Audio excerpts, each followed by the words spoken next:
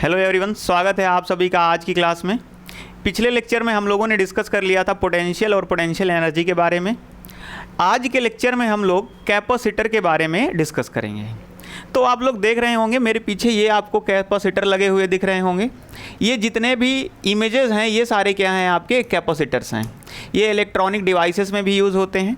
इनका ठीक काम वही होता है जो बैटरी का काम होता है। कहने का मतलब आपके जो कैपेसिटर होते हैं ये चार्जेस को स्टोर करके रखते हैं। मतलब चार्जेस को स्टोर करने के लिए जो डिवाइस का हम इस्तेमाल करते हैं उन्हें हम क्या बोलेंगे, कैपेसिटर्स बोलेंगे। ये देखिए डिफरेंट टाइप के आपके क्या दिख जाएंगे, कैपेसिटर्स दिख जाएंगे। अच्छा, ये इस वाले से आप वाकिफ़ होंगे, इसे आप कहीं ना कहीं देखे होंगे। आपके घर में जो फ़ैन है, पंखा, इसको हम कंडेंसर भी बोल लेते हैं। इस वाले कैपेसिटर को हम बेसिक लैंग्वेज में क्या बोलते हैं, कंडेंसर कहते हैं। तो ये भी आपका क्या है, कैपेसिटर है। इसमें क्या स्टोर होता है, इसमें स्टोर होते हैं आपके चार्जेस। अच्छा, इनका यूज़ क्या होता है?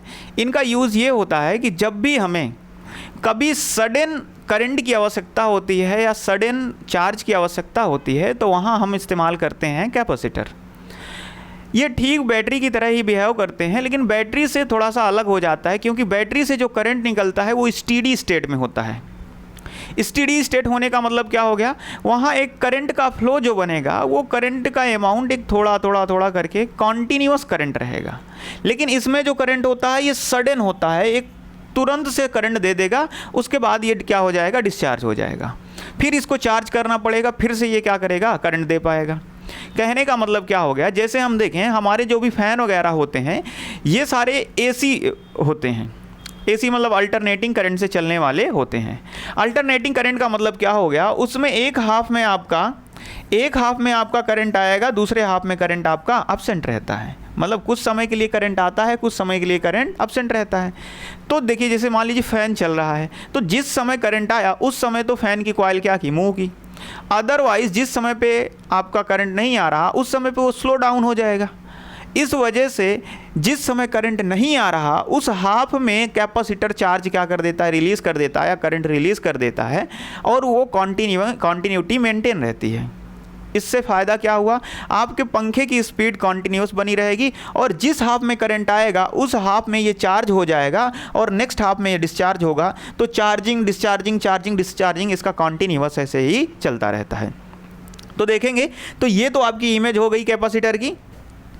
नेक्स्ट देखेंगे आप, आइए पढ़ते हैं कैपेसिटर के बारे में। तो आपको देखना होगा टाइप्स ऑफ कैपेसिटर। जब भी आप देखेंगे तो आपको मिलेगा टाइप्स ऑफ कैपेसिटर। तो यहाँ हम देखते हैं कि आपके कैपेसिटर के टाइप्स क्या होते हैं। एक जो हमारे सिलेबस में है और जिसको हमको पढ़ना है उसको हम कहते हैं parallel plate capacitor. Parallel plate capacitor ये आपके सिलेबस में भी है और इसे आपको पढ़ना भी है, ठीक है। पैरेलल प्लेट कैपेसिटर, ठीक है, ये आपका सिलेबस का पार्ट हो जाएगा। नेक्स्ट देखिए, जो दूसरा है इसको हम कहते हैं स्फेरिकल कैपेसिटर। क्या कहते हैं, स्फेरिकल कैपेसिटर। मतलब ऐसे कैपेसिटर, इनका शेप कैसा होगा, स्फेरिकल होगा कैपेसिटर। इसको आप ध्यान देंगे, इसका केवल फॉर्मूला आपको क्या करना है, देखना है। केवल फार्मूला आपको इसका देखना है, ये आपके सिलेबस में नहीं है। और थर्ड भी आपका मिल जाएगा जिसको हम कहते हैं सिलेंड्रिकल कैपेसिटर। तो ये भी आपका आउट ऑफ सिलेबस है, सीबीएसई ने इसको हटा के रखा है सिलेंड्रिकल कैपेसिटर, लेकिन इसके फार्मूले को आपको समझ लेना है कैपेसिटर। चलिए, तो ये और ये आपका सिलेबस में नहीं है। आपका सिलेबस में जो भी है उसे हम क्या बोलते हैं, पैरेलल प्लेट कैपेसिटर। तो चलिए देखते हैं, इनके कैपेसिटेंस की बात करते हैं। जब भी हम बात करते हैं कैपेसिटेंस की, तो कैपेसिटेंस बेसिकली इसको हम डिफाइन करते हैं कि भाई कोई कैपेसिटर है, उसकी क्या कैपेसिटी है, वो कितने चार्जेस स्टोर कर सकता है। इसी चीज़ को हम क्या कहते हैं, कैपेसिटेंस कहते हैं। तो देखिए कैपेसिटेंस को डिफाइन करने के लिए लिखेंगे होल्डिंग कैपेसिटी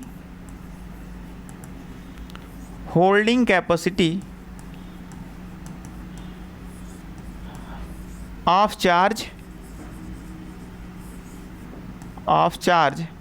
पर यूनिट वोल्टेज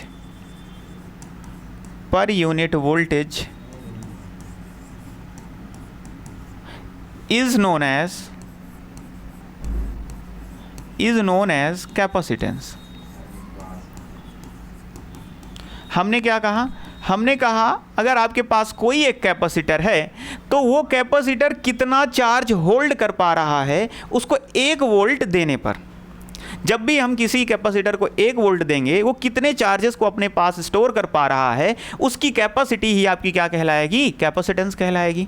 इसको हम डिनोट करते हैं C से और इसका फॉर्मूला हो जाएगा Q/V, charge per unit volt. Q/V आपका क्या हो जाएगा? फॉर्मूला। तो ये आपको फॉर्मूले ध्यान में रखना है। C for capacitance, charge per unit volt आपका क्या कहलाएगा? कैपेसिटेंस कहलाएगा।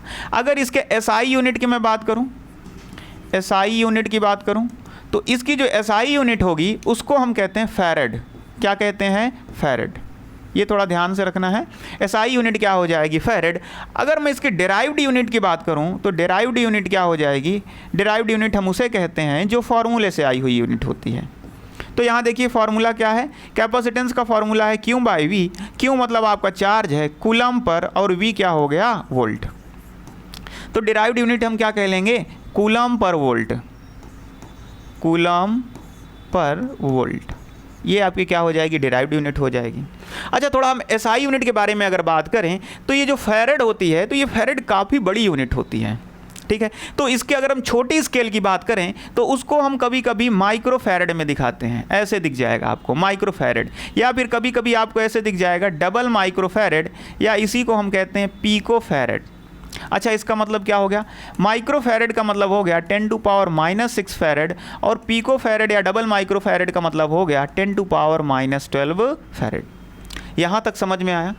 देखिए यहाँ हमने क्या बात की? हमने कैपेसिटेंस कहा कि holding capacity of charge per unit volt is known as capacitance. इसकी SI यूनिट की बात की, और हमने SI यूनिट में थोड़ी छोटी छोटी क्वांटिटीज़ की बात की जो आपको न्यूमेरिकल्स में मिलती रहेंगी। तो इनको हम कहते हैं माइक्रो फैरेड या double micro farad.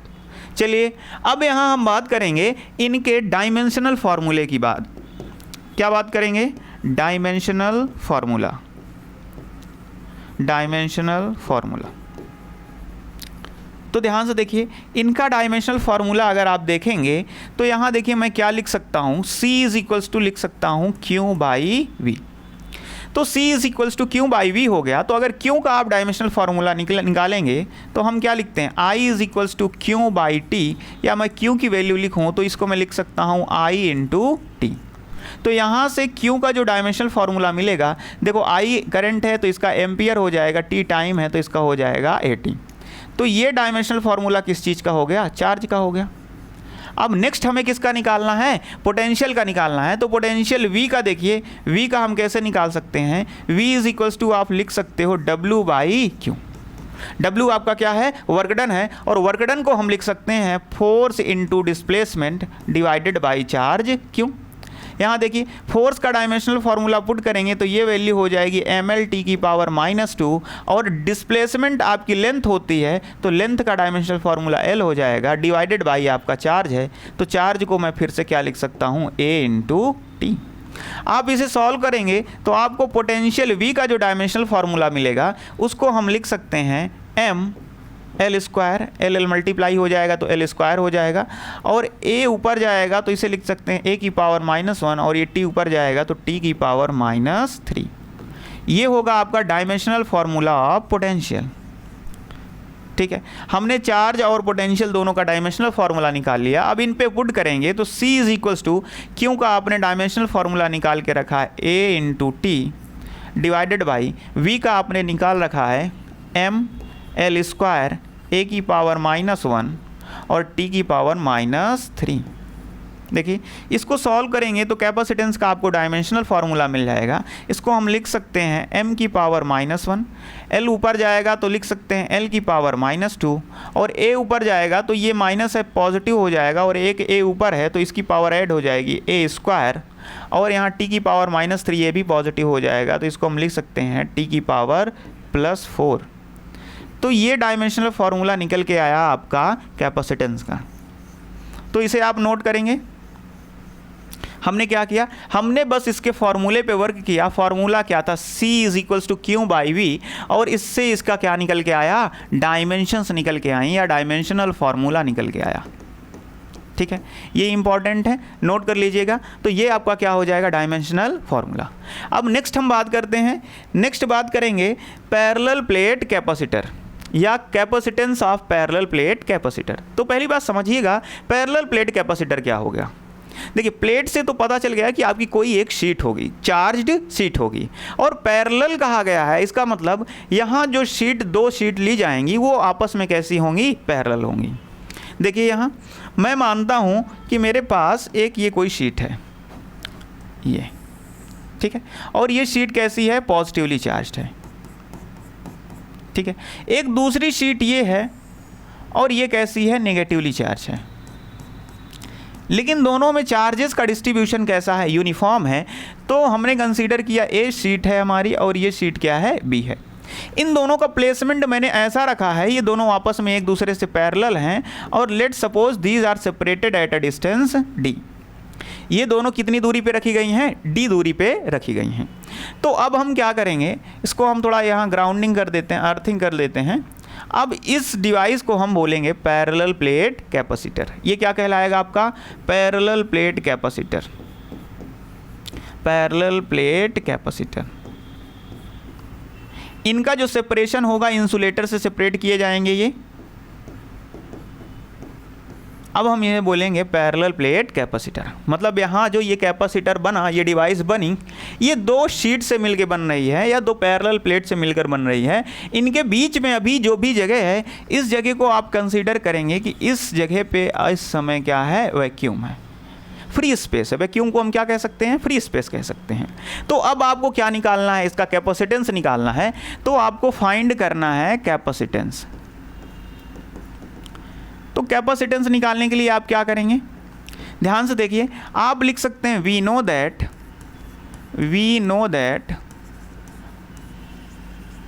C is equals to क्या होता है, Q बाई वी।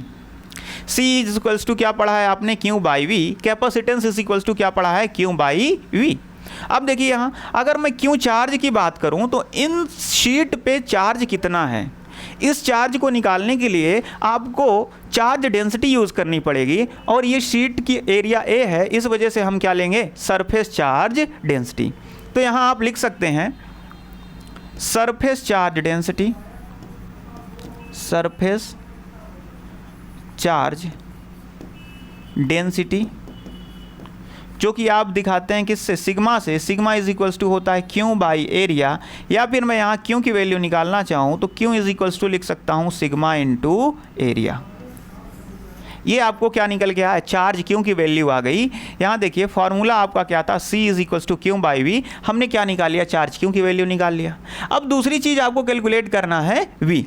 V क्या होता है, V होता है आपका पोटेंशियल। तो यहाँ देखिए पोटेंशियल निकालने के लिए हम क्या करेंगे, हम आगे देखेंगे कि अगर ये पॉजिटिव चार्ज है और ये नेगेटिव चार्ज है तो इनके बीच में क्या होगी, इलेक्ट्रिक फील्ड होगी। तो पॉजिटिव से इलेक्ट्रिक फील्ड लाइन्स अवे होती हैं और निगेटिव से टूवर्ड्स होती हैं। तो इनके बीच में देखेंगे तो इलेक्ट्रिक फील्ड लाइन्स की डायरेक्शन आपको ऐसी दिख जाएगी, पॉजिटिव से अवे और नेगेटिव से टूवर्ड्स। तो नेट इलेक्ट्रिक फील्ड लाइन्स क्या होंगी, पॉजिटिव टू नेगेटिव की तरफ ऐसे जाती दिख जाएंगी। अब यहाँ समझना है आपको, अगर ये एक सिंगल शीट है तो इसके द्वारा जो इलेक्ट्रिक फील्ड लाइन्स होंगी या इलेक्ट्रिक फील्ड इंटेंसिटी होगी वो क्या हो जाएगी, सिग्मा अपान 2 एप्सिलॉन नॉट। और बी के द्वारा भी इलेक्ट्रिक फील्ड क्या हो जाएगी, सिग्मा अपान 2 एप्सिलॉन नॉट। दोनों की डायरेक्शन देखो सेम है, पॉजिटिव की भी इस तरफ जा रही है और नेगेटिव के लिए भी इस तरफ जा रही है। अगर मैं ई नेट की बात करूँ, यहाँ ई नेट की बात करूं बिटवीन द प्लेट्स, तो ये वैल्यू, ये दोनों ऐड हो जाएंगे और ऐड होने के बाद ये वैल्यू बनेगी sigma upon epsilon not.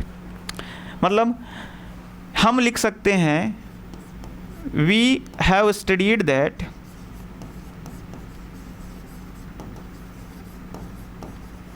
That relation between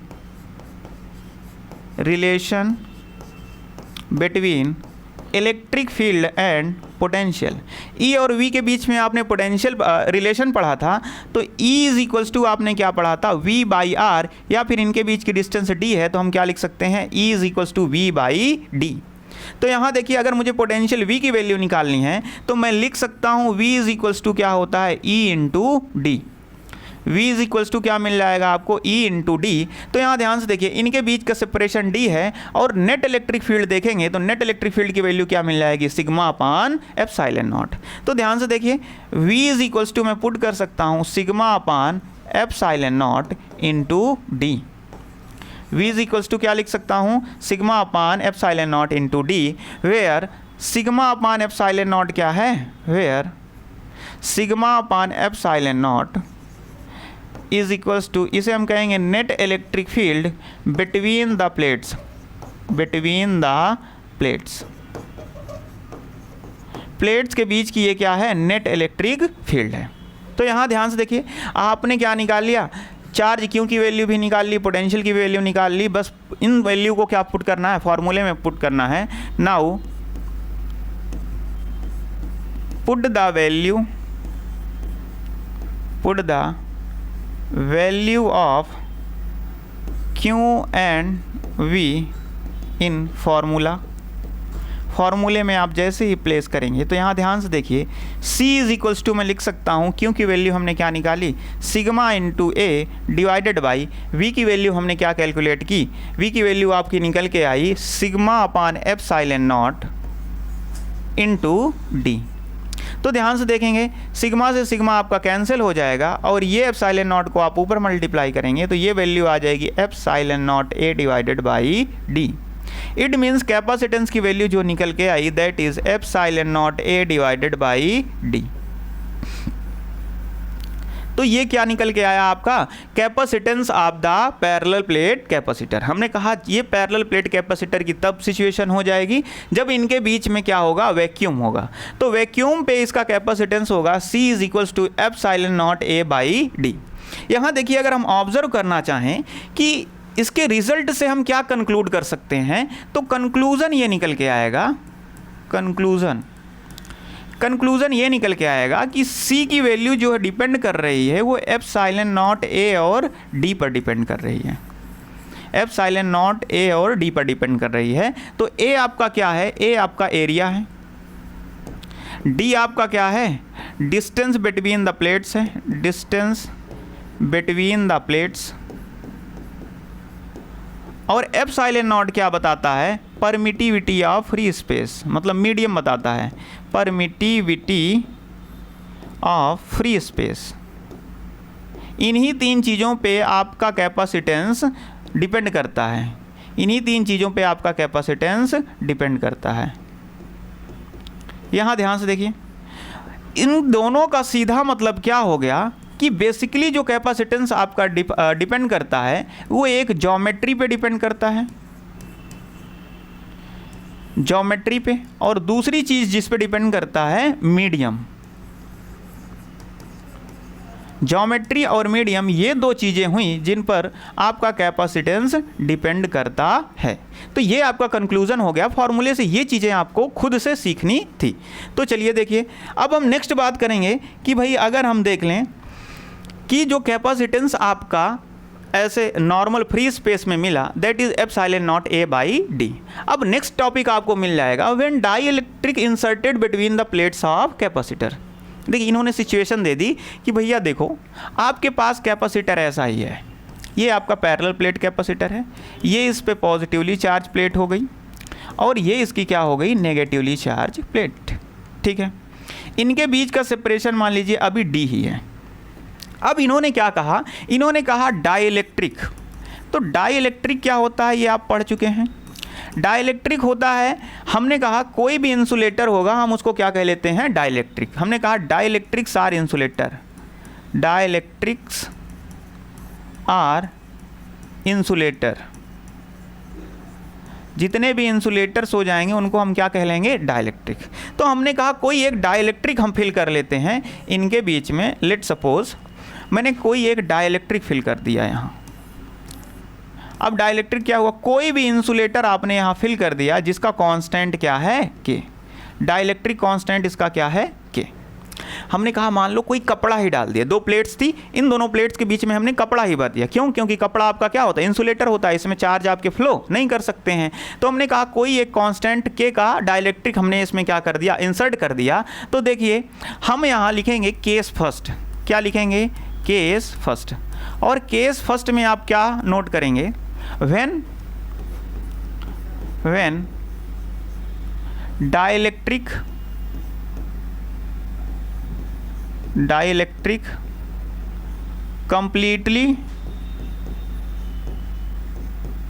completely filled between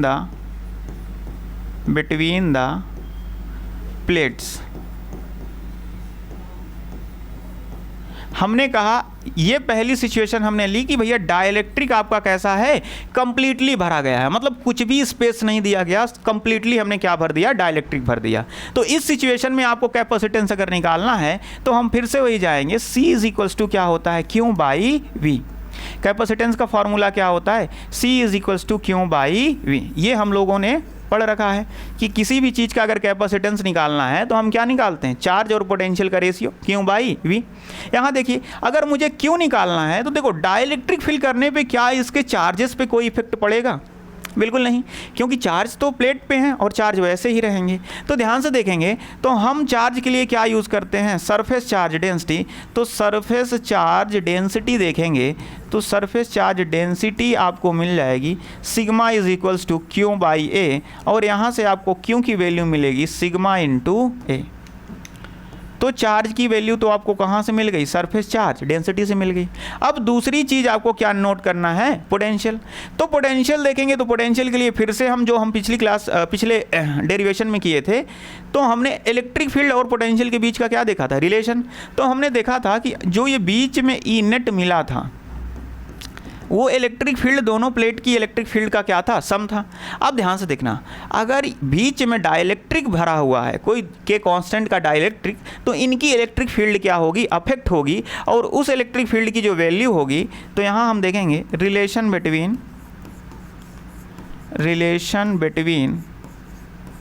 E and V। Electric field और पोटेंशियल के बीच का रिलेशन देखेंगे तो देखो यहाँ ध्यान से, अगर इस प्लेट के द्वारा मैं इलेक्ट्रिक फील्ड देखूँ तो ये हो जाएगी sigma upon 2 epsilon naught into के। क्योंकि यहाँ ध्यान से देखना, अब इनके बीच में मीडियम आ गया और हमने पढ़ा था एप्सिलॉन m। क्या पढ़ा था, एप्सिलॉन m। इसको हमने कहा था परमिटिविटी ऑफ मीडियम, या इसी के लिए हमने पढ़ा था रिलेटिव परमिटिविटी, जिसको हमने के कांस्टेंट से दिखाया था कि k इज इक्वल्स टू होता है epsilon m divided by epsilon not. तो एप्सिलॉन m की वैल्यू निकालेंगे तो ये वैल्यू हो जाएगी k इंटू एप्सिलॉन नॉट, और k क्या था, डाइलेक्ट्रिक कांस्टेंट है जो यहाँ वैल्यू दी गई है। तो ध्यान से देखेंगे तो यहाँ हम लिख सकते हैं सिग्मा अपान 2 एप्सिलॉन m, या फिर डायरेक्ट लिख सकते हैं sigma upon 2 epsilon not k, और इस तरफ के भी इस तरफ की भी प्लेट से आपकी इलेक्ट्रिक फील्ड हो जाएगी सिग्मा अपान 2 एप्सिलॉन नॉट के। तो मैं अगर यहाँ ई नेट की वैल्यू निकालूं तो ई नेट आपका जो आ जाएगा, इसकी वैल्यू आ जाएगी sigma upon epsilon naught into के। ध्यान देना है, net electric field between the plates अब आपको जो मिलेगी that will B sigma upon epsilon naught into के। मैं क्या किया, इस प्लेट की इलेक्ट्रिक फील्ड और इस प्लेट की इलेक्ट्रिक फील्ड दोनों की डायरेक्शन सेम है, ऐड करोगे तो ये वैल्यू हो जाएगी sigma upon epsilon naught into के। तो यहाँ ध्यान से देखना, E इज इक्वल्स टू होता है V बाई डिस्टेंस D। तो यहाँ मैं V की वैल्यू लिख सकता हूँ E इंटू D, और इसी पे मैं अगर वैल्यू पुट करता हूँ इलेक्ट्रिक फील्ड की तो ये वैल्यू मिल जाएगी V is equals to sigma upon epsilon naught into के इंटू डी। ठीक है, अब ये आपको क्या मिल गया, चार्ज Q और पोटेंशियल V की वैल्यू मिल गई। अब पुट कीजिए, put the value of Q and V। Q और V की वैल्यू जैसे ही प्लेस करेंगे तो ध्यान से देखो, C is equals to Q की वैल्यू आपकी क्या मिल जाएगी, sigma into A divided by V की वैल्यू आप लिख सकते हैं sigma into D divided by epsilon naught into के। तो ध्यान से देखिए, सिग्मा से सिग्मा आपका कैंसिल, ये वैल्यू ऊपर चली जाएगी तो ये बनेगा आपका K into epsilon not A divided by D। तो कैपेसिटेंस की जो आपकी वैल्यू मिल गई वो है K epsilon not A divided by D। It means आप ध्यान से देखेंगे तो इसके रिजल्ट में आपको क्या मिल गया कि जो आपने पिछले डेरिवेशन में कैपेसिटेंस निकाला था उसकी वैल्यू थी epsilon not A by D, लेकिन जब आप कोई डाइलेक्ट्रिक फिल कर दोगे तो यहाँ पास कैपेसिटेंस इंक्रीज हो जाता है। इसका मतलब कोई भी कैपेसिटर होगा, अगर उसके बीच में खाली जगह रखते हैं तो उसके पास चार्ज को स्टोर करने की क्षमता कम होगी। लेकिन उसी को अगर आपने किसी डाइलेक्ट्रिक से फिल कर दिया तो उसमें जितना कांस्टेंट का डाइलेक्ट्रिक होगा उतने टाइम्स कैपेसिटेंस इंक्रीज हो जाता है, या फिर चार्ज स्टोर करने की क्षमता बढ़ जाती है। तो यहाँ हम ध्यान से देखेंगे कि भैया इसका कैपेसिटेंस क्या हो गया, के टाइम्स इंक्रीज हो गया। इसका कैपेसिटेंस के टाइम्स इंक्रीज हो गया। तो ध्यान से देखना है, अगर आप कोई कैपेसिटर देखोगे या कंडेंसर देखोगे तो उसमें आपको एक फॉइल टाइप पॉलीथीन जैसा ऐसे ऐसे ऐसे ऐसे गोला सा आपको घूमा हुआ दिख जाएगा। मतलब कंप्लीटली कैपेसिटर के बीच में वो डाइलेक्ट्रिक फील होता है जिसका डाइलेक्ट्रिक कांस्टेंस मैक्सिमम होता है, ताकि उस पर चार्ज की कैपेसिटी क्या हो सके, इंक्रीज हो सके। तो चलिए ध्यान से देखिए कि भैया हमने पहला केस ले लिया कि डाइलेक्ट्रिक हमने कंप्लीटली फिल किया था, तो इसका जो कैपेसिटेंस था वो के टाइम्स बढ़ गया। नेक्स्ट देखिए, नेक्स्ट आपका दूसरा केस हो सकता है कि भैया देखो अगर कंप्लीटली ना भरा जाए तब क्या होगा। अगर आप कंप्लीटली नहीं भरते हैं तब देख लीजिए। अब यहाँ मैं लिखता हूँ केस सेकेंड। केस सेकेंड, मान लीजिए ये आपका कैपेसिटर हुआ, वही पैरेलल प्लेट कैपेसिटर, ठीक है, और ये आपकी नेगेटिवली चार्ज प्लेट हो जाएगी। यहाँ ध्यान से देखेंगे इनके बीच का सेपरेशन अब भी क्या है, डी है। अब यहाँ मान लीजिए मैं कंप्लीटली डाइलेक्ट्रिक को नहीं फिल करता हूँ, अब मैं यहाँ एक डाइलेक्ट्रिक स्लैब को लाता हूँ। डाइलेक्ट्रिक स्लैब कहने का मतलब कंप्लीटली नहीं, बस डाइलेक्ट्रिक का एक टुकड़ा ले आया, उसको कैपेसिटर के बीच में डाल दिया। मान लीजिए ये आपका के कांस्टेंट का डाइलेक्ट्रिक है या डाइलेक्ट्रिक स्लैब है, इसको ले जाके, और इसकी थिकनेस अभी मान लीजिए कितनी है, टी है, टी थिकनेस का, और के कांस्टेंट का डाइलेक्ट्रिक लाया मैंने, इसमें क्या कर दिया, फिल कर दिया। देखिए कुछ इस तरह से कि जो डाइलेक्ट्रिक मैंने इस बार फिल किया है इसमें वो कुछ ऐसा है, ये आपका डाइलेक्ट्रिक होगा। कि बाकी जगह आपकी क्या है, खाली है, और के कांस्टेंट का डाइलेक्ट्रिक जिसकी थिकनेस क्या है, टी है, इंसर्ट कर दिया गया। तो केस में हम लिखते हैं when dielectric of thickness T and constant K is inserted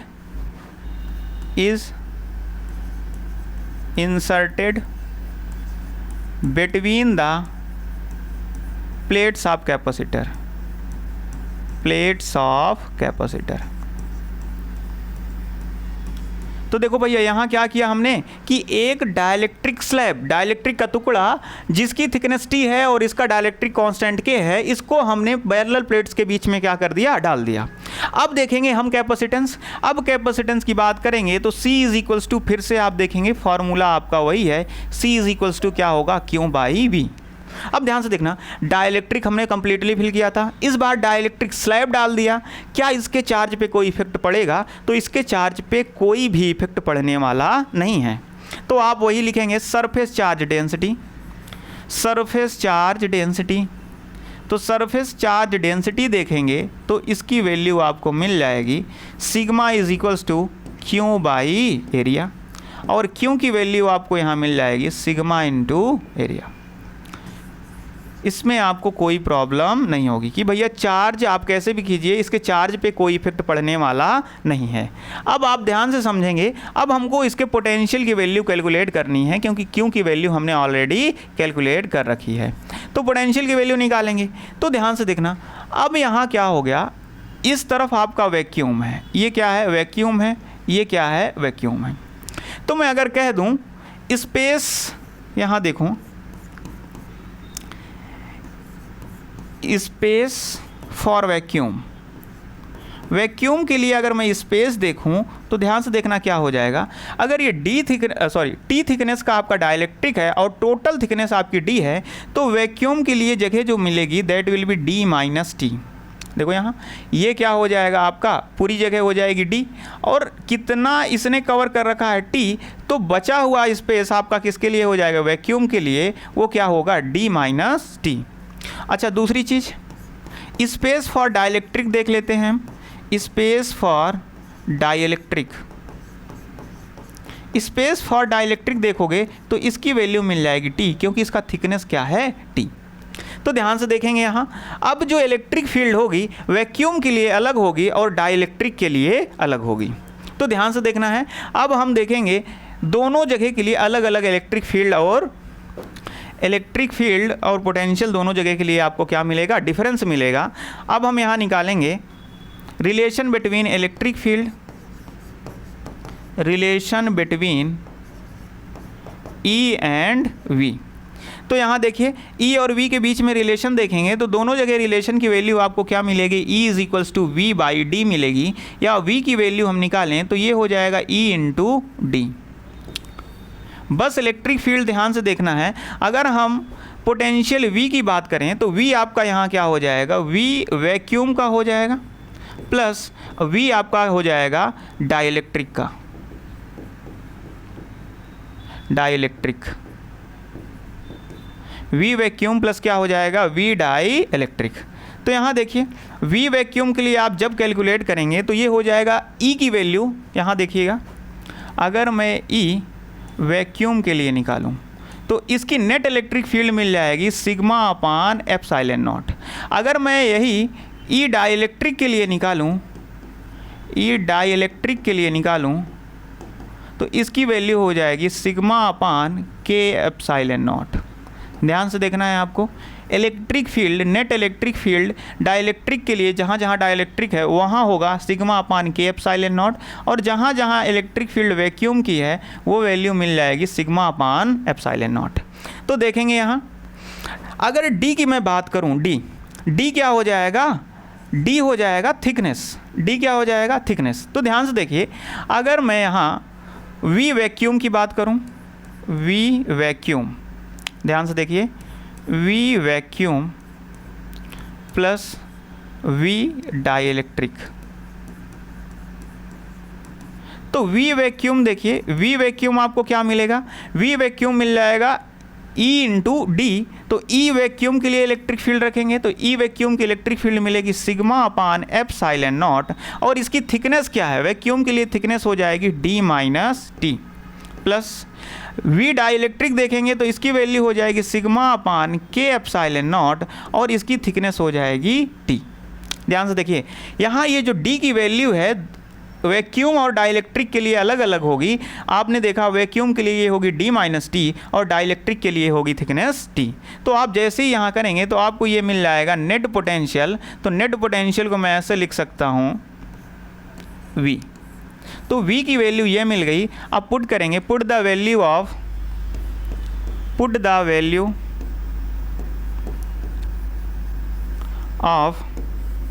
Q and V, Q और V की वैल्यू रखेंगे फॉर्मूले पे। देखिए C is equals to, Q की वैल्यू क्या आ गई आपकी sigma into A divided by V की वैल्यू आपकी नेट कितनी आ गई sigma upon epsilon naught into D minus T, और ये हो जाएगा plus sigma into T divided by epsilon naught into K। इसको थोड़ा सॉल्व करेंगे तो ऊपर ये हो जाएगा सिग्मा इंटू A, नीचे मैं कॉमन क्या लिख सकता हूँ सिग्मा अपान एप्सिलॉन नॉट, दोनों तरफ से कॉमन है तो ये वैल्यू हो जाएगी सिग्मा अपान एप्सिलॉन नॉट, और ब्रैकेट में आपका अंदर जाएगा D minus T plus T by K। ये वैल्यू आपकी क्या हो जाएगी, कॉमन हो जाएगी। तो सिग्मा से सिग्मा कैंसिल, एप्सिलॉन नॉट ध्यान से देखेंगे तो एप्सिलॉन नॉट ऊपर मल्टीप्लाई हो जाएगा, तो ये वैल्यू हो जाएगी epsilon not A divided by D minus T plus T by K, D minus T plus T by K।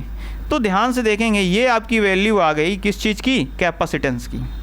मतलब यहाँ देखिए इस पूरे को ध्यान से देखेंगे तो हमने क्या कहा, कैपेसिटेंस की जो वैल्यू मिलेगी, कैपेसिटेंस की जो आपकी वैल्यू मिलेगी वो हो जाएगी epsilon not A divided by D minus T plus T by K। ये आपका क्या हो जाएगा, कैपेसिटेंस हो जाएगा।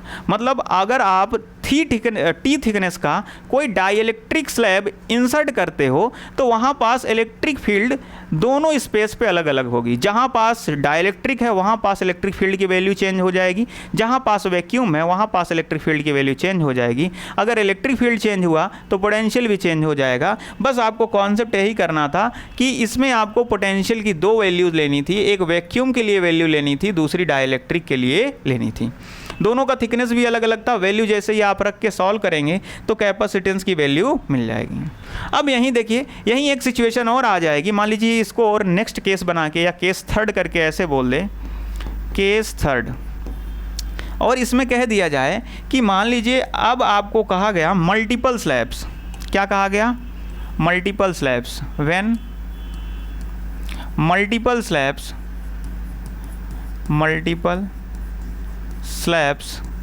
of different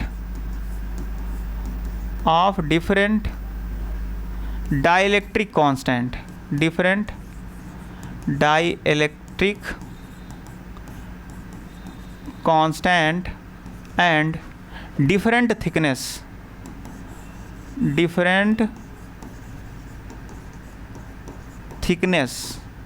are inserted, तब आप क्या करेंगे? देखिए सिंपल सा, आपको ये फॉर्मूला याद रखना है। अब इसने क्या कह दिया, ये आपका कैपेसिटर है और इसने कह दिया मान लो एक ये पतला डाइइलेक्ट्रिक स्लैब, फिर इसके बगल में थोड़ा सा और थिकनेस का डाइइलेक्ट्रिक स्लैब, फिर इसके बगल में थोड़ा सा और ज़्यादा थिकनेस का डाइइलेक्ट्रिक स्लैब। मतलब ये मान लो 3 डाइइलेक्ट्रिक स्लैब हैं और इन सब की थिकनेस भी अलग अलग है। इसका कांस्टेंट मान लो K1 है, इसका कांस्टेंट K2 है, इसका कांस्टेंट K3 है। इसकी थिकनेस मान लीजिए T1 है, इसकी T2 है और इसकी क्या है, T3 है। मतलब हमने एक नहीं कई सारे डाइइलेक्ट्रिक स्लैब्स रख दिए। अब सबकी थिकनेस भी अलग अलग है और सबका डाइइलेक्ट्रिक कांस्टेंट भी अलग अलग है, तब भी आपको कैपेसिटेंस निकालना है। तो सिंपल सा देख लीजिए, इसी फॉर्मूले पे आपको वैल्यू रखनी है और आ जाएगा। बस आपको ध्यान देना है इनके इस बीच का स्पेस अब भी क्या है, D है। तो देखेंगे यहाँ जहाँ आपको T रखा गया है तो T की वैल्यू आप लिख सकते हैं, T इज इक्वल्स टू आपको रख देना है T1 plus T2 plus T3। जितने भी हो जाएंगे आप सबको क्या करेंगे, ऐड कर लेंगे। और K कांस्टेंट की जगह आपको लिख लेना है K1 plus K2 plus K3। ठीक है, अगर 4 डाइइलेक्ट्रिक है तो 4 को ऐड कर लीजिए, 5 हैं तो 5 को ऐड कर लीजिए। तो इस तरह से अगर मैं इसका फॉर्मूला बनाऊं तो इसका फॉर्मूला आपको निकल के मिलेगा C इज इक्वल्स टू ये वैल्यू हो जाएगी एप्सिलॉन नॉट इंटू ए अपान, यहाँ देखिए D तो D ही रहेगा, माइनस T की जगह मैंने कहा क्या हो जाएगा, T1 plus T2 plus T3। तो इसको हम लिख सकते हैं T1 plus T2 plus T3 plus, फिर से आगे T है तो इसको फिर से लिखेंगे T1 plus T2 plus T3 divided by इसकी वैल्यू हो जाएगी K1 plus K2 plus K3। अगर 4 स्लैब हैं तो आपको 4 रखना है, 5 स्लैब हैं तो 5 रखना है। मतलब मल्टीपल स्लैब भी इंसर्ट करने के लिए कह दे तो हम इसी फॉर्मूले से काम चला लेंगे। तो ये आपका क्या है, मोस्ट इम्पॉर्टेंट फार्मूला बन जाता है। क्योंकि अगर आपसे मल्टीपल स्लैब की बात करता है तो आपको अगर ये फार्मूला आ रहा है तो बाकी सारे भी हम क्या कर सकते हैं, इसी से सॉल्व कर सकते हैं। तो इसको आप नोट कर लीजिएगा कि भाई देखिए इसमें 2-3 केसेस हमने पढ़ लिया कि पहले वैक्यूम था तो वैक्यूम पे हमने जो भी कैपेसिटेंस निकाला उसकी वैल्यू मिली C is equals to epsilon naught into A divided by D। अगर हमने कहा इसको कंप्लीटली किसी डाइइलेक्ट्रिक से फिल कर देते हैं तो वहाँ जो कैपेसिटेंस की वैल्यू मिली वो मिल गई K into epsilon naught into A divided by D। यहाँ कैपेसिटेंस K टाइम्स बढ़ गया। हमने कहा अगर स्लैब बना के डाल दें तो सिंगल स्लैब डाले तो आपको epsilon not A by D minus T plus T by K ये वैल्यू मिल जाएगी स्लैब्स के लिए। मल्टीपल स्लैब्स के लिए कर दिए तो कुछ ऐसा वैल्यू मिल जाएगी जिनको हम सॉल्व करने का कुछ ऐसा तरीका देखेंगे। तो ये हो गई भाई कैपेसिटर की कहानी। फिर आगे बढ़ेंगे कि आपको जो सिलेबस से बाहर दिया गया है या फिर हम कह लें कि ये आपके CBSE के सिलेबस में इंक्लूडेड नहीं है, लेकिन फिर भी आप केवल इसके इम्पॉर्टेंट फार्मूले पे ध्यान देंगे, फार्मूला आप याद कर लेंगे। देखिए स्फेरिकल कैपेसिटर की बात करेंगे। मान लीजिए ये आपका क्या है, कोई एक स्फेरिकल कैपेसिटर है, ठीक है। अच्छा देखेंगे ये जो स्फेरिकल कैपेसिटर है ये कुछ ऐसा है कि भैया इसके पास जो थिकनेस है ये यहाँ से इसका रेडियस a है और इसका जो बाहरी रेडियस है वो क्या है, b है। इंटरनल रेडियस इसका a है और एक्सटर्नल रेडियस इसका क्या है, b है।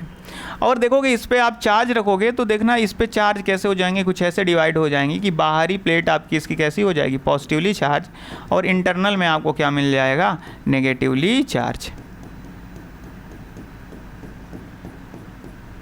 चलिए तो यहाँ देखेंगे इसका अगर हम कैपेसिटेंस निकालेंगे तो सिंपल सा फॉर्मूला हम जानते हैं, we know that C is equals to क्या होता है, Q बाई V। हमें पता है भाई कैपेसिटेंस के लिए formula C is equals to क्या होता है, Q बाई V। अगर मैं चार्ज की बात करूं तो चार्ज आपका यहाँ आ जाएगा सरफेस चार्ज डेंसिटी से। चार्ज आपका कहाँ से आ जाए, सरफेस चार्ज डेंसिटी से, या चार्ज को आप क्यों टर्म में ही रख दीजिए कि भैया इस पे चार्ज कितने हैं, क्यों है। दूसरा देखिए, दूसरा हमें क्या निकालना है, पोटेंशियल। तो अगर मैं इस स्फीयर का पोटेंशियल निकालना चाहूँ तो ध्यान से देखिए हम कैसे जाएंगे, रिलेशन बिटवीन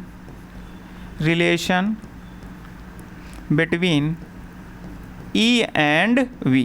आपको E और V के बीच का रिलेशन देखना है तो देखिए यहाँ हम जानते हैं E इज इक्वल्स टू क्या होता है, minus D by D are.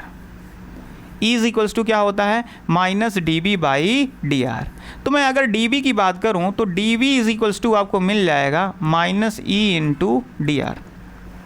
अगर मैं स्फीयर की इलेक्ट्रिक फील्ड की बात करूं तो सरफेस पे स्फीयर की जो इलेक्ट्रिक फील्ड होती है तो ई की वैल्यू होती है 1/4 pi epsilon naught Q by R square.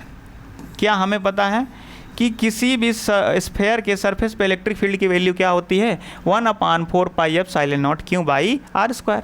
Electric field की वैल्यू आप जैसे ही यहाँ रखेंगे तो ये वैल्यू आपको मिलेगी, D V is equals to minus E की वैल्यू हो जाएगी आपकी 1/4 पाई एप्सिलॉन नॉट और ये हो जाएगा Q by R square into D R. ये देखिए डी वी है, छोटा सा पोटेंशियल है। अब आप इसे इंटीग्रेट कर देंगे तो पोटेंशियल आपको कहाँ से कहाँ के बीच का निकालना है, ए और बी के बीच का निकालना है। तो हम क्या कहेंगे, पोटेंशियल ए से लेके बी तक, ए से लेके बी तक। तो यहाँ देखिए पोटेंशियल की वैल्यू आपको आ जाएगी वी। यहाँ इंटीग्रेट करेंगे तो इंटीग्रेशन में आपको जो कांस्टेंट मिलेगा Q by 4 pi epsilon not बाहर, और इंटीग्रेशन हो जाएगा आपका 1/r स्क्वायर। 1/r स्क्वायर को इंटीग्रेट करेंगे तो ये वैल्यू हो जाएगी -1/r, और ये कहाँ से कहाँ तक हो जाएगा, ए से लेकर बी तक हो जाएगा। ध्यान से देखिए ये आपका माइनस साइन यहाँ था, माइनस साइन यहाँ रहेगा।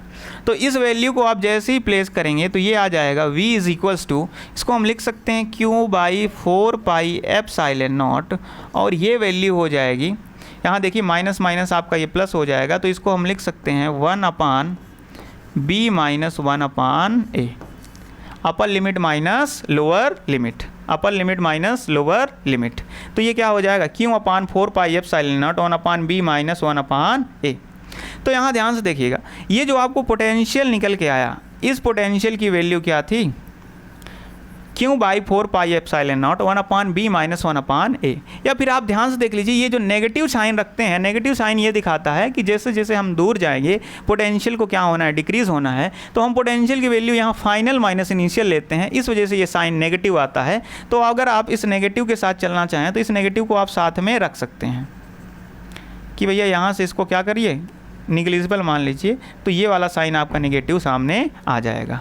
तो यहाँ देखिए अब v की वैल्यू निकल आई तो पुट द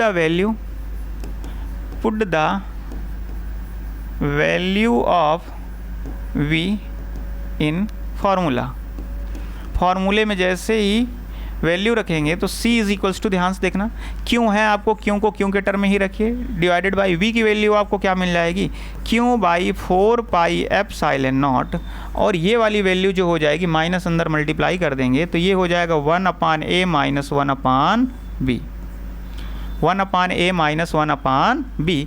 तो ध्यान से देखिए क्यों से आपका क्यों कैंसिल हो गया, ये वैल्यू ऊपर मल्टीप्लाई हो जाएगी तो c इज इक्वल्स टू हम लिख सकते हैं 4 पाई epsilon not divided by 1/a minus 1/b।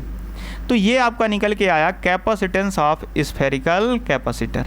या फिर इसको मैं और मॉडिफाइड करके लिखना चाहूँ तो इसको मैं लिख सकता हूँ, देखो क्या लिख सकता हूँ, C इज इक्वल्स टू लिख सकता हूँ, इसको मैं एलसीएम ले लूँगा और एलसीएम लेने पे ये वैल्यू हो जाएगी 4 पाई एप्सिलॉन नॉट, और ये वैल्यू को मैं लिख सकता हूँ B minus A divided by B minus A। ठीक है, नोट करेंगे इसे, इसको एलसीएम लेके सॉल्व करेंगे तो ऊपर क्या हो जाएगा, BA divided by B minus A, नीचे एलसीएम AB आ जाएगा या BA हो जाएगा और मल्टीप्लाई ऊपर चला जाएगा, नीचे वैल्यू हो जाएगी B माइनस A। तो ये आपको क्या मिल जाएगा, कैपेसिटेंस ऑफ स्फेरिकल कैपेसिटर। मैं फिर से कह रहा हूँ इसके डेरिवेशन की आवश्यकता नहीं है, बोर्ड्स के लिए बिल्कुल भी नहीं है। तो हमने कह दिया ये स्फेरिकल कैपेसिटर आपका बोर्ड्स के लिए नहीं है, बस इसके फॉर्मूले को ध्यान में रखना है। ये फार्मूला या ये फार्मूला दोनों को सेम है, इनको आपको लर्न कर लेना है, हो सकता है इससे क्वेश्चन मिल जाए। नेक्स्ट देखेंगे, नेक्स्ट आपको मिल जाता है सिलेंड्रिकल कैपेसिटर। ये भी आपका बोर्ड्स के लिए नहीं है, लेकिन ध्यान से देखिए फॉर्मूले इंपॉर्टेंट है, इस वजह से फॉर्मूले को ध्यान में देंगे। मान लीजिए आपके पास कोई ऐसा सिलेंड्रिकल शेप है और ये इसका क्या हो जाएगा, इनर रेडियस और आउटर रेडियस। ध्यान से देखेंगे जैसा हमने पिछले केस में किया था सेम इसमें भी कर लेंगे। आपके एक ये पॉजिटिवली चार्ज्ड हो जाएगा, दूसरा नेगेटिवली हो जाएगा। इनर रेडियस को मैं कंसीडर करता हूँ A, आउटर रेडियस को मैं कंसीडर करता हूँ B। तो यहाँ ध्यान से देखेंगे, फिर से वही हम देखेंगे भाई कैपेसिटेंस, वी नो दैट हम जानते हैं C इज इक्वल्स टू क्या होता है, Q बाई V। बस वैल्यू हमें क्या करना है, प्लेस करना है। तो सबसे पहले मुझे क्या निकालना है, पोटेंशियल निकालना है, पोटेंशियल ऑफ सिलेंड्रिकल। ये सिलेंड्रिकल कैपेसिटर का मैं क्या निकालूंगा, पोटेंशियल निकालूंगा। तो ध्यान से देखिए E इज इक्वल्स टू क्या होता है, minus dV by D R. E is equals to क्या होता है, minus dV by D R. तो यहाँ फिर से देखेंगे dV की वैल्यू देखेंगे तो ये क्या हो जाएगा, E into D R. Minus sign केवल यही बताता है कि भाई फाइनल माइनस इनिशियल करोगे तो वो क्या मिलेगा, नेगेटिव मिलेगा। तो dV is equal to E into D R. तो इलेक्ट्रिक फील्ड देखेंगे तो ये जो सिलेंड्रिकल कैपेसिटर है इसकी इलेक्ट्रिक फील्ड आपकी कुछ इनफाइनाइट लेंथ की वायर जैसे मिलेगी, और वो इलेक्ट्रिक फील्ड आप ध्यान से याद करके देखें, हमने डेरिवेशन किया था lambda upon 2 pi R epsilon naught. कोई भी इनफाइनाइट लेंथ की वायर होगी उसके द्वारा जो इलेक्ट्रिक फील्ड मिली थी वो क्या मिली थी, E is equal to lambda upon 2 pi R epsilon naught. Value जैसे ही आप यहाँ रखेंगे तो dV इज इक्वल्स टू ये हो जाएगा lambda upon 2 pi R epsilon naught into D R. ध्यान से देखिए, इंटीग्रेट करेंगे बोथ साइड। इंटीग्रेट किया मैंने कहाँ से कहाँ तक, A से लेकर B तक, A से लेकर B तक।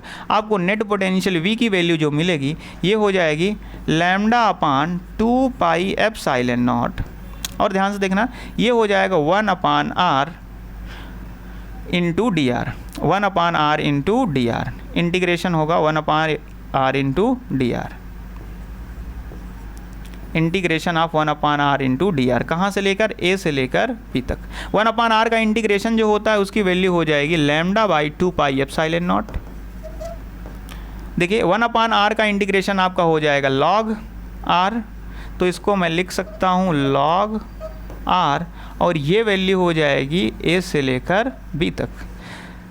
Upper limit minus lower limit रखेंगे तो V इज इक्वल्स टू आपको मिल जाएगा lambda upon 2 pi epsilon not, और ये वैल्यू को मैं लिख सकता हूँ ln, और ये हो जाएगा log B minus log A, तो इसको हम लिख सकते हैं ln B by A, ln B by A। तो ये आपको मिल गया पोटेंशियल। ध्यान से देखिए पोटेंशियल की वैल्यू यहाँ रखेंगे, या फिर देखिए चार्ज को हम लिख सकते हैं लीनियर चार्ज डेंसिटी। तो लीनियर चार्ज डेंसिटी जो मिल जाएगी आपको, charge density, that will be lambda is equals to Q by L, और Q की वैल्यू आ जाएगी, इसको हम लिख सकते हैं Q is equals to lambda into L।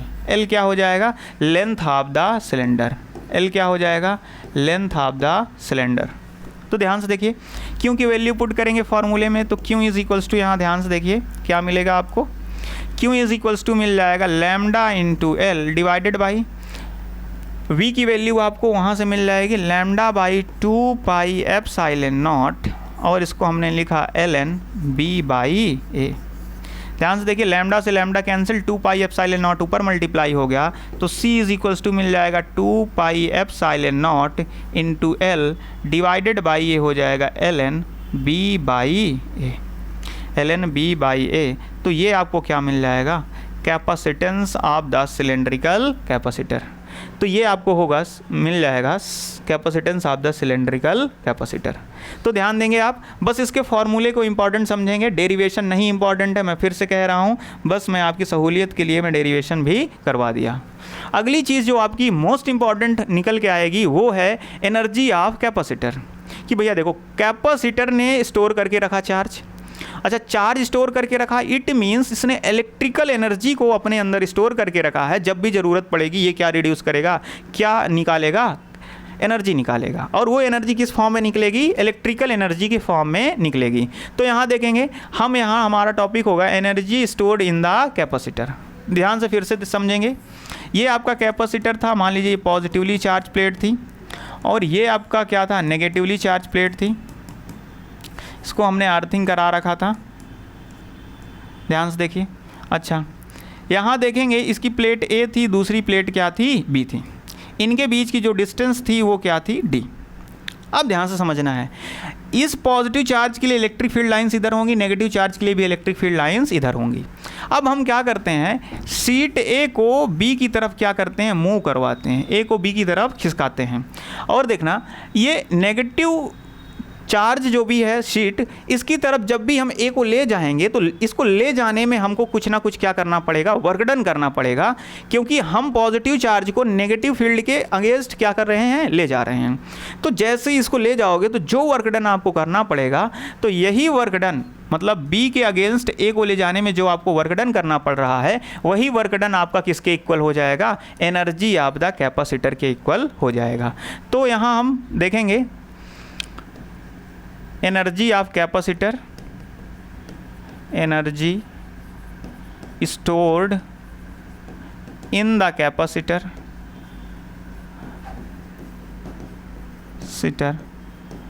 Will be equal to the work done to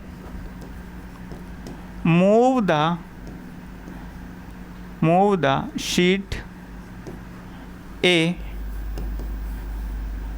from its position to sheet B।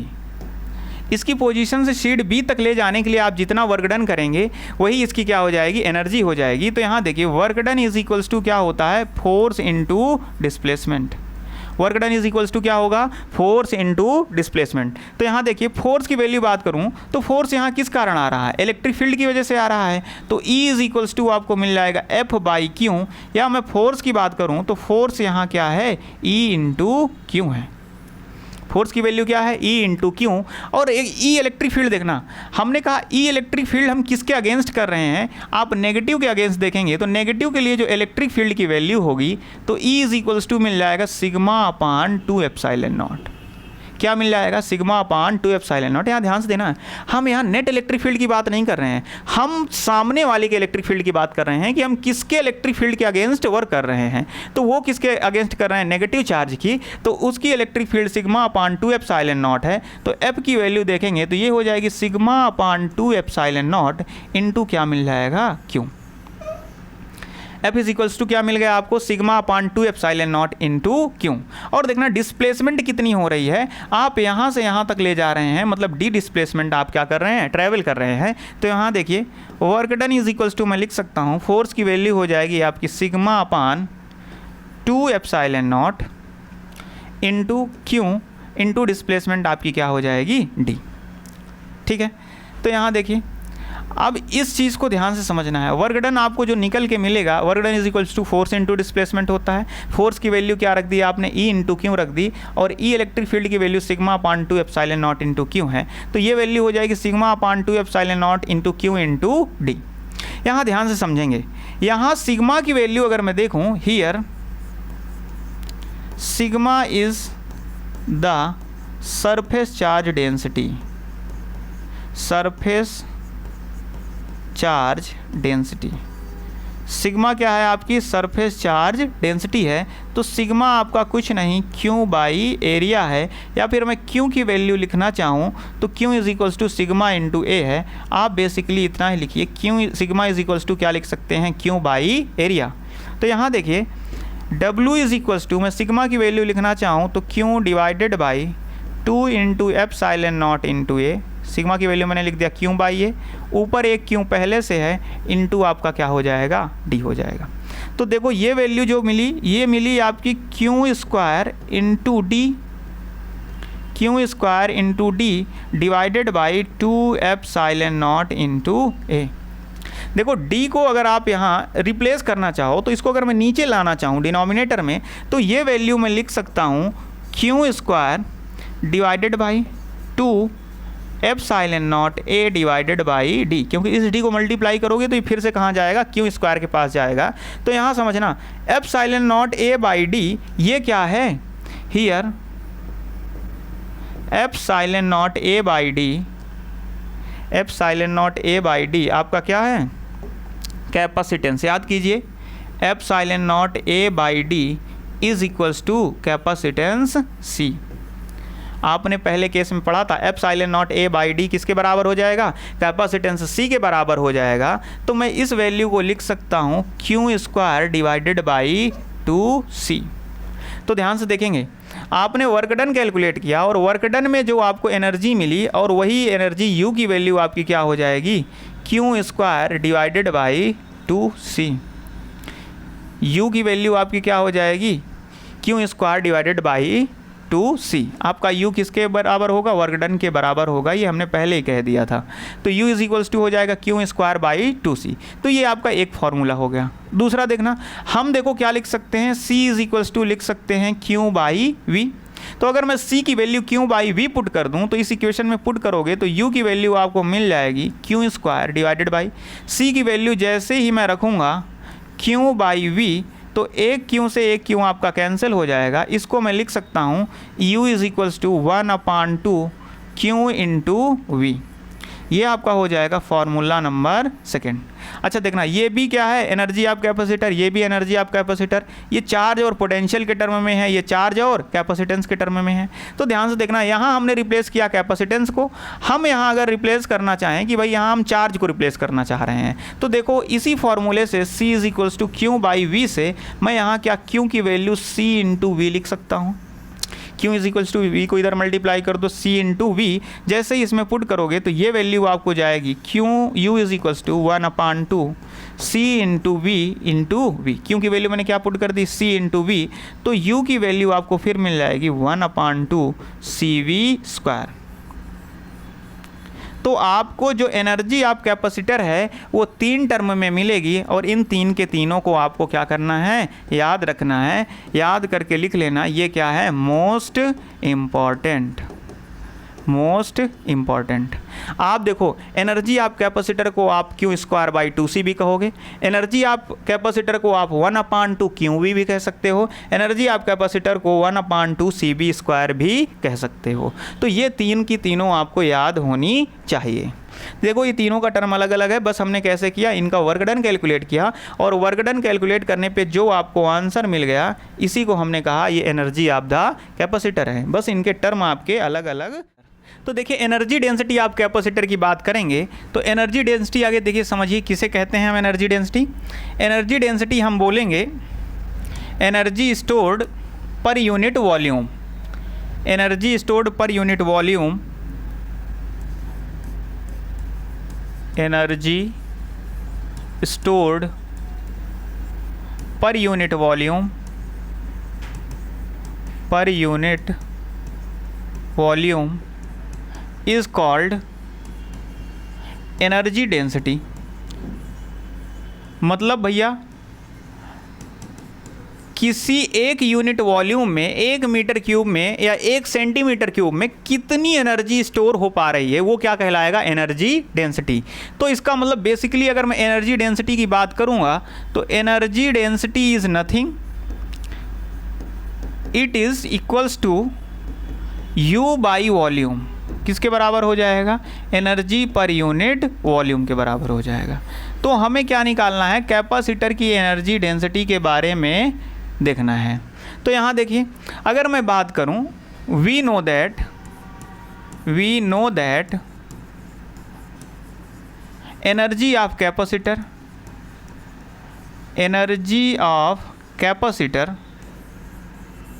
That is equals to Q square divided by 2c। Energy of capacitor क्या होती है आपकी, Q square divided by 2c। तो मैं इसको लिख सकता हूँ u is equals to Q square divided by 2c। और यहाँ क्यू आपको अगर देखें तो सरफेस चार्ज डेंसिटी लगा दूँ मैं, अगर यहाँ सरफेस चार्ज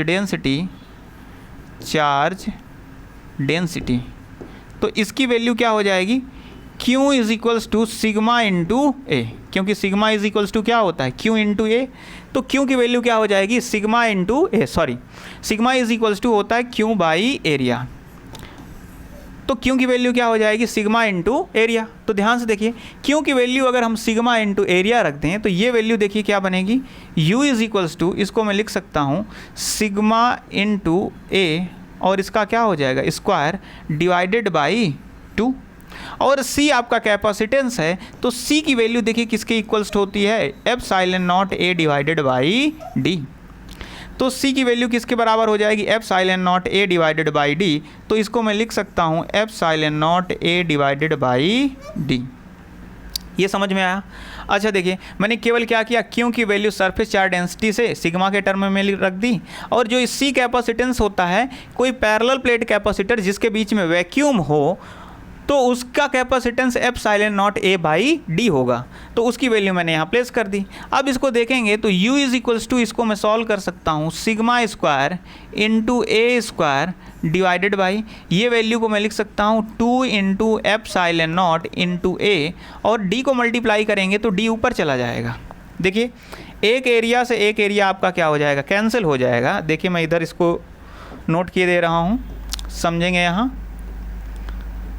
यहाँ मैं लिख सकता हूँ U is equals to sigma square into A into D divided by 2 epsilon naught, sigma square divided by 2 epsilon naught into A into D.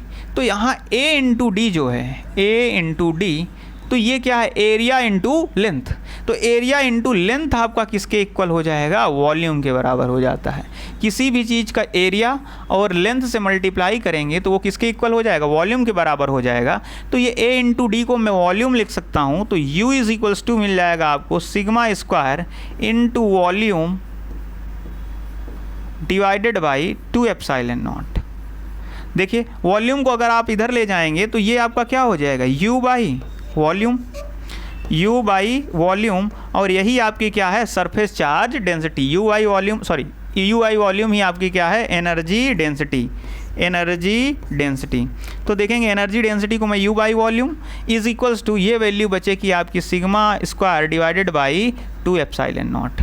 इसको अगर आप और अच्छे टर्म में लिखना चाहें तो देखिए हम क्या लिख सकते हैं, इस सिग्मा की वैल्यू को चेंज कर सकते हैं। देखिए, सिग्मा बाई 2 एप्सिलॉन नॉट क्या होता है, इलेक्ट्रिक फील्ड होता है। सिग्मा बाई 2 एप्सिलॉन नॉट क्या होता है, इलेक्ट्रिक फील्ड होता है। तो इसको मैं लिख सकता हूँ sigma into sigma divided by, ये क्या है, 2 एप्सिलॉन नॉट है। तो मैं क्या करूँ, मल्टीप्लाई कर दूँ ऊपर भी एप्सिलॉन नॉट का और नीचे भी एप्सिलॉन नॉट का। मैंने क्या किया, यहाँ ध्यान से देखिएगा, यहाँ सिंपली मैंने क्या किया, ऊपर लिखा था आपका सिग्मा स्क्वायर डिवाइडेड बाई, नीचे था आपका 2 एप्सिलॉन नॉट। तो इसमें मैंने सेम चीज़ से मल्टीप्लाई किया और सेम चीज़ से डिवाइड किया। एप्सिलॉन नॉट से मल्टीप्लाई किया, एप्सिलॉन नॉट से डिवाइड किया। तो एप्सिलॉन नॉट का अगर देखोगे, epsilon naught into epsilon not, तो ये क्या हो जाएगा, एप्सिलॉन नॉट का स्क्वायर। एप्सिलॉन नॉट इससे मल्टीप्लाई कर जाएगा। अब यहाँ देखिए, इलेक्ट्रिक फील्ड जो होता है, electric field E is equals to क्या होता है, net electric field sigma upon epsilon naught. E net की वैल्यू क्या होती है, सिग्मा अपान एप्सिलॉन नॉट। तो यहाँ देखिए इसको हम लिख सकते हैं, क्या मिला था आपको, U is equals to sigma square divided by 2 epsilon naught square into ऊपर भी क्या था, एप्सिलॉन नॉट। हमने कहा था नेट इलेक्ट्रिक फील्ड E की वैल्यू होती है सिग्मा अपान एप्सिलॉन नॉट। तो यहाँ देखिए एप्सिलॉन, ये इसको हम लिख सकते हैं 1/2, और ये वैल्यू आपकी क्या है, सिग्मा अपान एप्सिलॉन नॉट का whole square into epsilon naught. It means E square को हम क्या लिख सकते हैं, sigma square divided by epsilon naught square. तो ये वाली वैल्यू किस चीज़ की है, ई की वैल्यू है। तो बेसिकली मैं इसको लिख लूँगा 1/2 into E into epsilon not, 1/2 into E square into epsilon not. ठीक है, ये आपका क्या हो जाएगा, energy density U by volume, इसको ध्यान में रखेंगे। ये आपका क्या है, U बाई वॉल्यूम, या इसे हम कहेंगे एनर्जी डेंसिटी। तो आपको कभी भी एनर्जी डेंसिटी की बात करेगा तो एनर्जी डेंसिटी ऑफ कैपेसिटर, इसकी वैल्यू हो जाएगी 1/2 epsilon naught E square, 1/2 epsilon naught E square, जहाँ ई क्या है, electric field between the plates of capacitor. तो ये वैल्यू आपको क्या करना है, नोट करके रखना है। तो ये आपकी क्या थी, कैपेसिटर की कहानी थी, जिसमें हमने पढ़ा parallel plate capacitor, spherical capacitor और सिलेंड्रिकल कैपेसिटर, और इनकी एनर्जी और एनर्जी डेंसिटी के बारे में। एनर्जी के 3 फार्मूले और एनर्जी डेंसिटी का आपका ये formula 1/2 epsilon naught into E square, ये अब आपको नोट करके रखना है। इनका डेरिवेशन भी आपको याद रखना है, एनर्जी डेंसिटी का और एनर्जी का डेरिवेशन भी आपको याद रखना है। तो आज की क्लास के लिए आपको इतना ही। अगली क्लास में हम मिलेंगे कॉम्बिनेशन ऑफ कैपेसिटर के साथ।